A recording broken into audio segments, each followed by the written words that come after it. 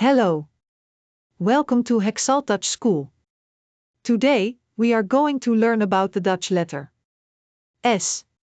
The Dutch S is pronounced as S, similar to the English S in sun. Listen carefully. Say it with me. S. Now, repeat after me. S. Once more. S.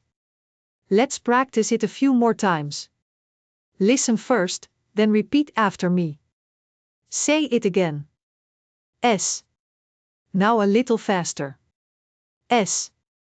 And once more at normal speed. S.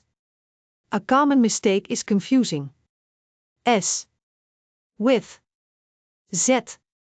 Make sure to pronounce S as a clear, voiceless sound without vibration. One more time. S. Let's say it 3 more times together. First, slowly. S. Now, a little faster. S.